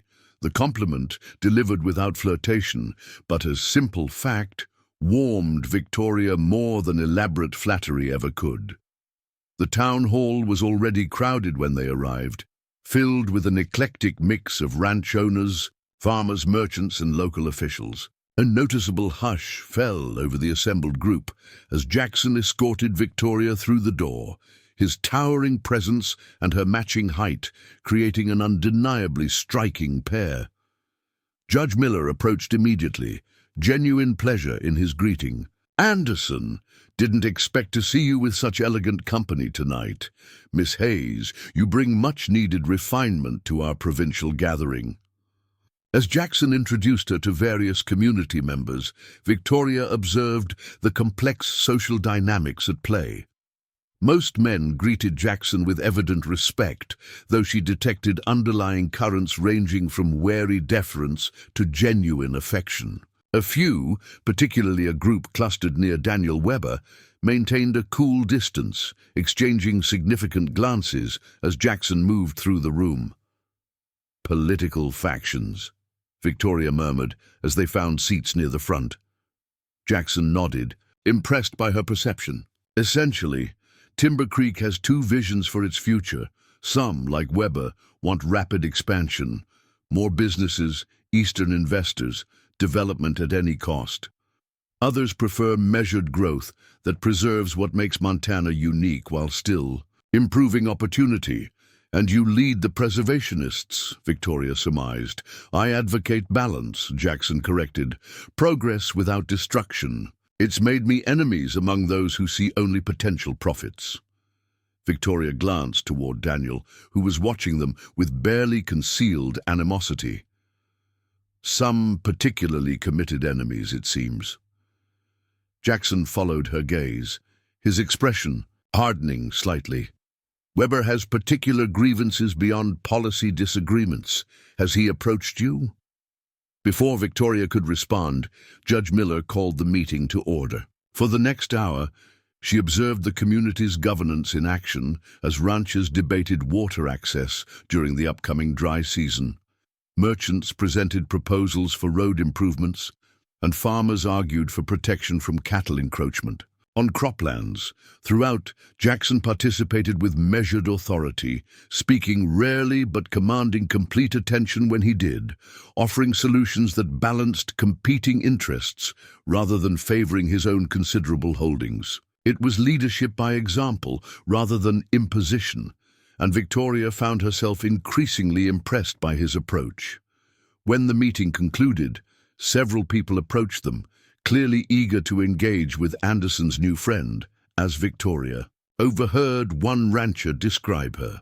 Rather than drawing attention to himself, Jackson skillfully directed these conversations to include Victoria's perspectives on education and community development. "You're deliberately establishing me as more than an ornament," she observed quietly as they finally made their way toward the exit. "I'm allowing them to see what I already recognize," Jackson countered. "Your value to Timber Creek extends far beyond decorative qualities or your connection to me." The simple affirmation of her worth as an individual, so different from Daniel's, concern about her height reflecting on his status, touched Victoria deeply. Whatever secrets might lurk in Jackson Anderson's past, his present actions demonstrated a fundamentally different understanding of partnership than she had previously encountered. As they stepped onto the town hall porch, the spring evening had turned unseasonably cold. Without comment, Jackson removed his coat and placed it around Victoria's shoulders, the garment comically long, on even her tall frame, but wonderfully warm from his body heat. "Thank you," she said, "both for the coat and the evening's careful consideration." "My pleasure," he replied, his deep voice carrying in the quiet night. "Though I suspect our official agricultural discussions hardly compare to Boston's cultural entertainments." Victoria smiled up at him, suddenly aware of their proximity on the narrow porch steps. "I found it far more engaging than most Boston gatherings.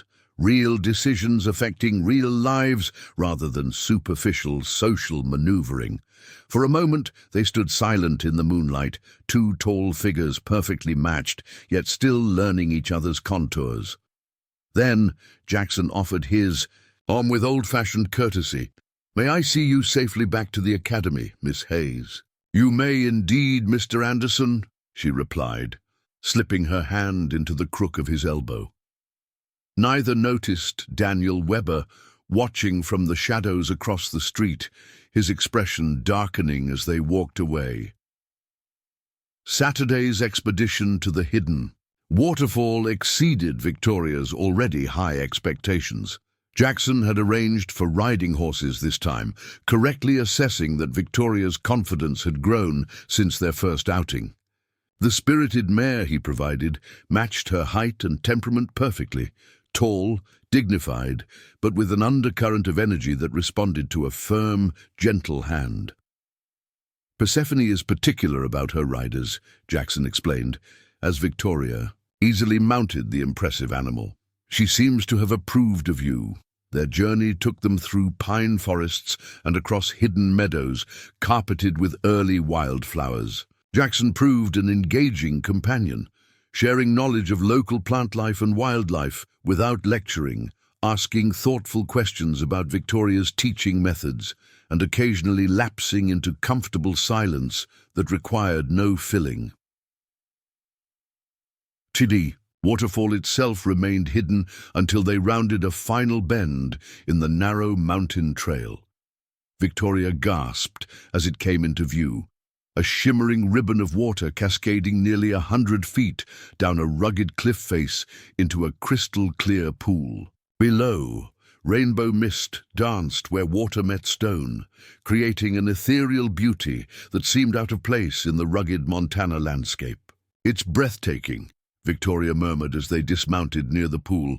"The Blackfoot called this place Tears of the Mountain Spirit," Jackson said, securing their horses to a nearby pine.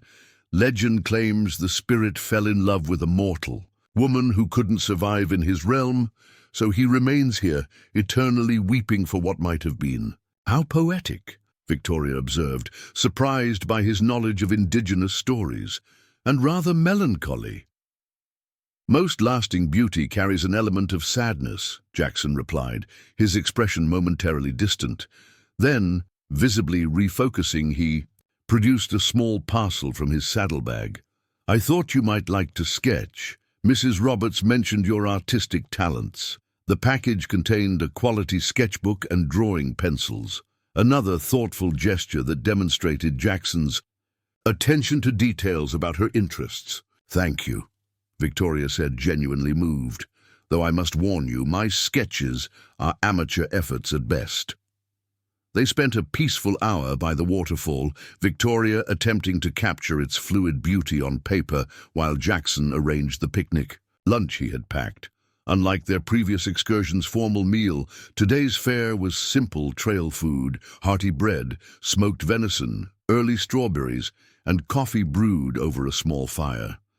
As they ate, Victoria found herself studying Jackson's profile against the wilderness backdrop. There was something essentially right about him in this setting, his unusual height and strength proportionate to the grand landscape, his composed demeanor reflecting the mountain's quiet permanence. "You're watching me," he observed without turning his head. "I'm trying to reconcile different pieces of Jackson Anderson," Victoria admitted. "The sophisticated book collector, the practical rancher, the community leader, the wilderness guide. You contain multitudes, as Whitman might say." He smiled at the literary reference. "Don't we all? You're equally complex, the proper Bostonian. Teacher, the courageous mail-order bride, the woman who stands her ground against public humiliation. Perhaps Montana simply allows more room for our complete selves," Victoria suggested. "Fewer constraints than Eastern society imposes." "That's part of its appeal," Jackson agreed. "Though even here, people eventually try to impose limitations. Human nature craves categorization." Victoria hesitated, then decided to address the question that had lingered since Daniel's warning. "Did you come to Montana to escape categorization, Jack?" He turned to face her fully, his blue eyes sharp with sudden attention. "What specifically are you asking, Victoria?" His directness deserved equal honesty. "Daniel Weber suggested your past holds secrets, particularly regarding Philadelphia." Jackson's expression tightened almost imperceptibly. After a moment of silence, broken only by the waterfall's steady music, he sighed. "Weber has a talent for meddling where he's not wanted." "You don't have to explain," Victoria began, already regretting raising the subject. "No, but I choose to," Jackson interrupted gently, "not because Weber demanded it, but because you deserve to understand the man who's been courting your attention." The simple acknowledgement of his intentions, courting, sent a flutter through Victoria, despite the serious turn in conversation. Jackson stared into the misted pool for a long moment before speaking. "I was born James Anderson Phillips, son of Harold Phillips, president of First Mercantile Bank of Philadelphia." The revelation stunned Victoria. First Mercantile was one of Philadelphia's oldest and most prestigious financial institutions. The Phillips family ranked among the city's elite social circles. "I grew up with every advantage: the best schools, European travel, entree to Philadelphia's highest society." Jackson's voice held no nostalgia for these privileges. "I was being groomed to follow my father into banking, a future plotted from birth without consultation." "What happened?" Victoria asked gently. "I disappointed expectations by preferring engineering to finance. At Cornell, I studied hydraulics and structural design rather than economics. My father tolerated this eccentricity, assuming I'd eventually surrender to my responsibilities." Jackson fell silent again, visibly organizing difficult memories. "When I was 25, I discovered irregularities in the bank's accounts, funds being diverted from client investments into speculative ventures. My father was embezzling from his own institution," Victoria gasped softly. "How awful for you." When confronted, he justified it as temporary reallocation, said the clients would never miss what they didn't know was borrowed. Jackson's expression hardened. "I was naive enough to believe he would correct course if given the chance. Instead, he accelerated his activities, growing increasingly desperate as investments failed." "Did you report him?" Victoria asked. Jackson shook his head. "Family loyalty prevented me, my greatest moral failure. Instead, I tried reasoning with him again. The confrontation turned violent. My father suffered a stroke during our argument and died 3 days later. Victoria reached across the space between them, placing her hand on his. "Jack, I'm so sorry." "The irregularities came to light during estate settlement," he continued, turning his hand to clasp hers.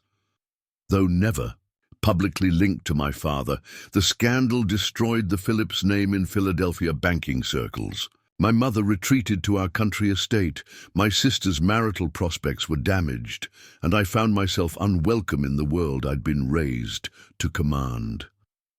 "So you came west," Victoria concluded softly. "Not immediately. I spent 2 years trying to make amends, using my inheritance to quietly cover investor losses when possible. But Philadelphia society has long memories and limited forgiveness. Eventually, I realized nothing I did would ever separate me from my father's disgrace."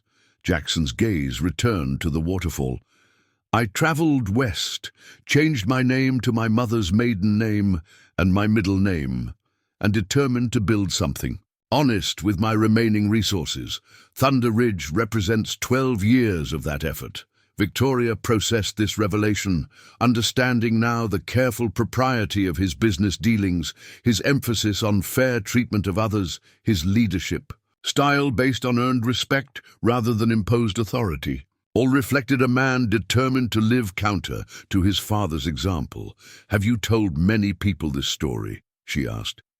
"Only Joseph and Eleanor Roberts know the full truth," Jackson admitted. "Not from shame, but because I wanted to be judged on my actions here, not events in Philadelphia I couldn't control." "Yet you've told me," Victoria observed quietly. His blue eyes met hers directly. "Because I care what you think of me, because whatever grows between us should be founded on truth." The simple declaration, unadorned with flowery sentiments or excessive promises, moved Victoria more deeply than elaborate protestations would have. Here was a man who understood that genuine connection required honest vulnerability, not perfect presentation. "Thank you for trusting me," she said simply. They remained by the waterfall a while longer, conversation gradually shifting to lighter subjects as the weight of revelation eased. By the time they mounted their horses for the return journey, something fundamental had shifted between them. A deeper understanding beyond mutual attraction or shared experiences. As they approached the academy in the golden light of late afternoon, Victoria was acutely conscious of every glance cast their way by Timber Creek residents. Their outings had become regular enough to establish a pattern that even the most oblivious citizen couldn't miss. Jackson Anderson was publicly, deliberately paying court to the tall schoolteacher from Boston. Mrs. Roberts awaited them on the academy porch, her expression unusually grave. "Jack, Victoria, I'm glad you've returned promptly. There's a situation requiring attention." Victoria dismounted with Jackson's assistance, immediately concerned by the older woman's tone. "Has something happened at the academy?" "Not directly, but there's been an incident in town that may affect you both." Mrs. Roberts glanced between them. "Perhaps you should come inside." In the academy's private study, they found Judge Miller, waiting, his normally jovial expression replaced by official seriousness. "Anderson," he acknowledged with a nod. "Miss Hayes, apologize for interrupting your Saturday, but a matter has arisen that requires immediate discussion." "What's happened, Thomas?" Jackson asked directly. Judge Miller cleared his throat uncomfortably. "Anonymous letters were delivered throughout town this morning, quite specific letters regarding your background in Philadelphia."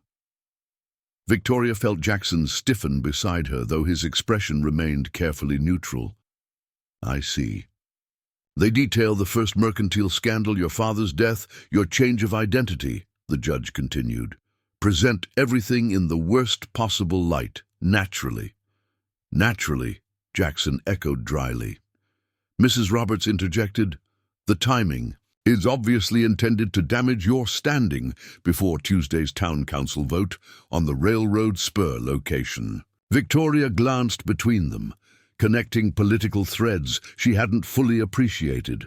The railroad's arrival in Timber Creek would transform the community's economic prospects, with property near the station becoming extremely valuable. Jackson and Daniel represented opposing factions in determining that location. Who would have access to this information? Victoria asked. It seems remarkably detailed for frontier gossip. That's the concerning part, Judge Miller replied. The letters reference banking documents and Philadelphia newspaper accounts that wouldn't be readily available in Montana Territory. Someone went to considerable effort, Jackson observed, his calm voice belying the tension Victoria sensed. In his tall frame, Daniel Weber, Mrs. Roberts stated flatly, he's been hinting about your past for weeks, and the railroad vote directly affects his investments. Judge Miller raised a cautioning hand. We have no proof, Eleanor. We don't need legal proof to recognize the obvious, she retorted. The only question is how he obtained the information. Jackson had been silent, his expression thoughtful rather than angry. Now he spoke with careful precision. Whether Weber or someone else, the essential facts in these letters are true, however maliciously framed. I've never denied my background to those who asked directly. But most people never thought to ask, Mrs. Roberts pointed out. They've accepted you as Jackson Anderson, successful rancher and community leader. This deliberately undermines 15 years of established reputation. Victoria watched the exchange with growing concern, not for Jackson's revealed past, which he had already shared with her, but for the calculated cruelty of using that past as a weapon against him. The letter's timing clearly meant to maximize. Damage to both his public standing and the policy he supported demonstrated a vindictiveness that troubled her deeply. What do you intend to do? She asked Jackson quietly. His blue eyes, when they met hers, held steady resolve rather than defensiveness or anger. Address it directly. No hiding, no apologizing for circumstances beyond my control, no retreating from principles I believe benefit this community. The simple, straightforward response, so characteristic of his approach to challenges, reassured Victoria. Whatever storm these anonymous letters might generate, Jackson would face it with the same integrity he had demonstrated since her arrival in Timber Creek. What remained uncertain was how the community would respond, and what this sudden controversy might mean for her own position as the woman increasingly linked to the man at its center. The town hall was packed beyond capacity. News of the anonymous letters had spread throughout Timber Creek, drawing citizens who normally showed little interest in local governance. Faces both familiar and unfamiliar turned toward the door as Victoria entered alongside Mrs. Roberts, murmurs rising like disturbed bees at their appearance. Quite the turnout, Mrs. Roberts observed dryly. Nothing like scandal to inspire civic participation. Victoria nodded, scanning the crowd for Jackson. She hadn't seen him since Judge Miller's warning the previous day. Though he had promised to address the situation directly, she wondered if the sheer volume of sudden opposition might have changed his approach. Her concerns vanished when she spotted him at the front of the hall, engaged in calm conversation with Judge Miller and several town council members. Even surrounded by controversy, Jackson maintained the composed dignity that had first drawn her attention. His height made him impossible to miss, just as her own tall figure now drew curious stares as she made her way through the packed room. Daniel Weber stood with a cluster of merchants near the side wall, his expression a study in barely concealed satisfaction. When he noticed Victoria, something like regret briefly crossed his features before he looked away. Victoria and Mrs. Roberts found seats near the front as Judge Miller called the meeting to order. As many of you know, the judge began, we gather tonight to vote on the proposed location for Timber Creek's railroad station. However, given recent communications circulating through our community, Mr. Anderson has requested a few minutes to address the gathering before we proceed to official business.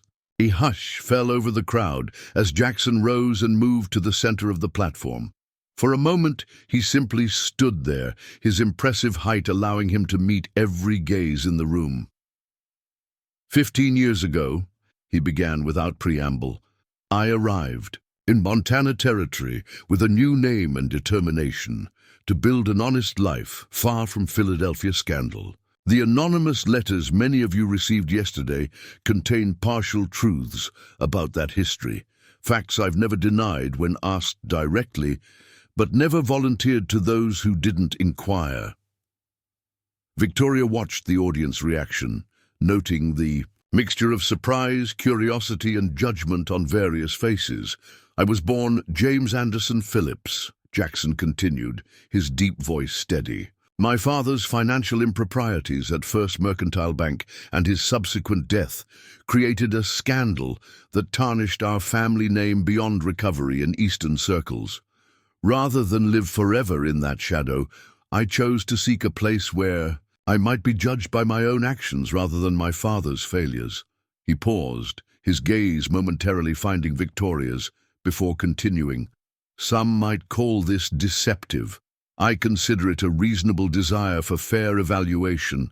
Thunder Ridge Ranch represents 12 years of honest labor, built without shortcuts or exploitation. My position on community matters, including the railroad station location, reflects what I believe benefits all of Timber Creek, not just my personal interests. Judge Miller stepped forward. Thank you, Anderson. Does anyone wish to address questions? To Mr. Anderson, before we proceed to our scheduled vote? The tense silence broke as several hands rose. For the next half hour, Jackson answered inquiries about his past with straightforward honesty, acknowledging family wealth that provided his initial capital, explaining his engineering education that informed ranch innovations, neither apologizing for nor defending his decision to adopt a simplified version of his name. Throughout, Victoria observed Daniel Weber growing increasingly frustrated as the crowd's reaction shifted from suspicious murmuring to respectful attention. Whatever damage the anonymous letters had been intended to inflict seemed to be dissipating under Jackson's candid responses. Finally, Mrs. Prescott, the same elderly woman who had been scandalized by Whitman's poetry, rose shakily to her feet. Mr. Anderson, she began, her voice quavering but clear, or Mr. Phillips, if you prefer. Anderson is my legal name now, ma'am, Jackson corrected gently. She nodded. Mr. Anderson, then. I've lived in Timber Creek for 22 years. Arrived when it was hardly more than a trading post. I've seen men come and go, some honest, some not. What matters in a frontier community isn't where a person comes from, but what they contribute and how they conduct themselves among neighbors. She straightened to her full height, which barely reached Jackson's shoulder. In my estimation, you've conducted yourself as a gentleman and a valuable citizen. These anonymous accusations say more about their cowardly author than about you. A murmur of agreement rippled through the crowd. Judge Miller seized the moment. If there are no further questions for Mr. Anderson, we should proceed to our scheduled vote. What followed was anticlimactic.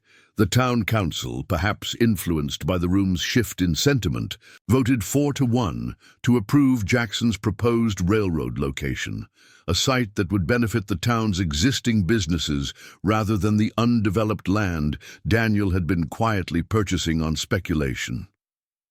As the meeting dispersed, Victoria watched Daniel storm out, his face flushed with anger at his thwarted plans. Several citizens approached Jackson, offering handshakes and words of support that suggested the anonymous letters had ultimately strengthened rather than damaged his standing.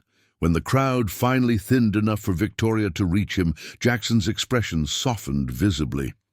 You came, he said simply. Did you doubt I would? She asked. He shook his head. Not your attendance, but perhaps your continued association after such public controversy. Many women would prefer distance from a suddenly contested figure. Victoria smiled. I'm not many women, as you've often noted. No, he agreed, a warmth in his blue eyes that had nothing to do with the overheated room. You're singular in every respect. They walked together from the town hall into the cool spring evening, conscious of curious glances, but beyond caring about public speculation. The moon hung full above Timber Creek's modest skyline, casting long shadows from their tall figures. "What happens now?" Victoria asked as they paused in the town square. "With the railroad vote decided, development will begin next month. Timber Creek will grow, hopefully in ways that preserve what makes it special while creating new opportunities." Meant with us," Victoria clarified softly.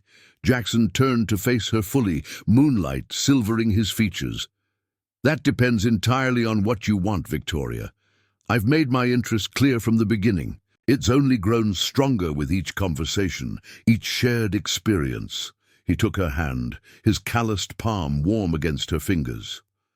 "I came to Montana, seeking a place where I could build something genuine, free from society's constraints. You came seeking similar freedom, though under different circumstances." Victoria nodded, remembering her desperate hope as the train carried her west, her determination after Daniel's rejection, her gradual discovery of purpose at Robert's Academy.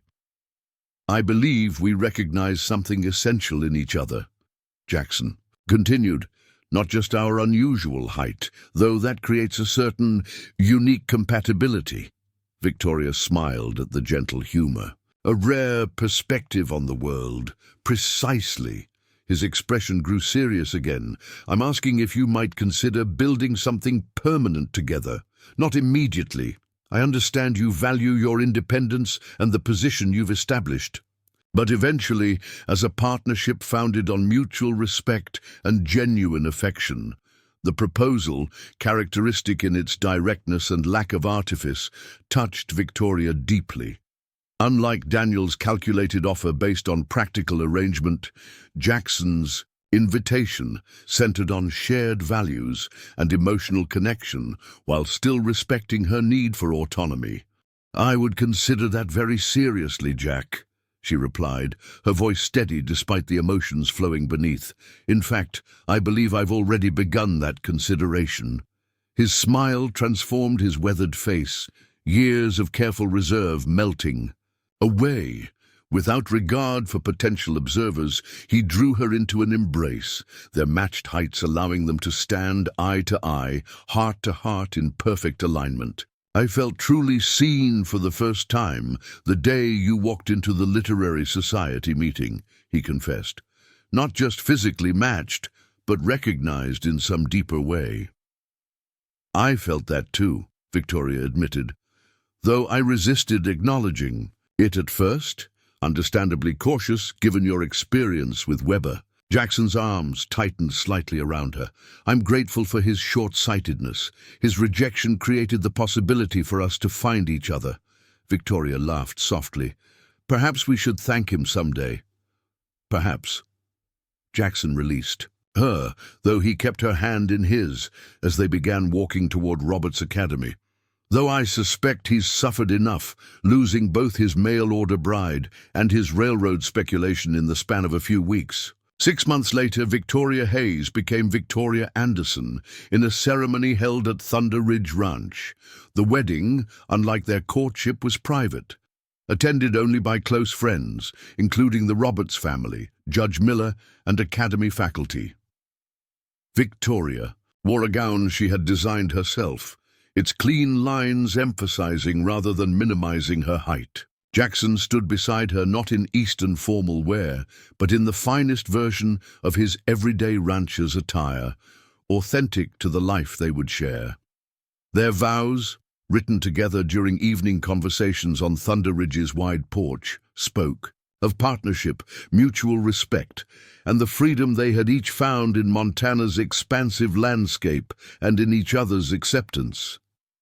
As they stood before their gathered friends, two tall figures perfectly matched against Montana's dramatic horizon, Victoria reflected on the journey that had brought her west. What had begun in desperate hope, continued through humiliation and uncertainty, had ultimately led to this moment of profound belonging. Boston society had deemed her too tall, Daniel Webber too intimidating in her stature, but Jackson Anderson had recognized her height as just one facet of the woman he had come to love, not a flaw to be overcome, but a quality to be celebrated alongside her intelligence, courage, and dignity.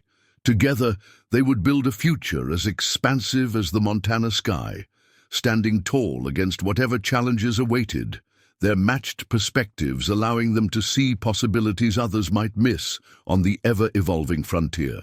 Up next, you've got two more standout stories right on your screen. If this one hit the mark, you won't want to pass these up. Just click and check them out. And don't forget to like, subscribe, and turn on the notification bell so you don't miss any upload from us.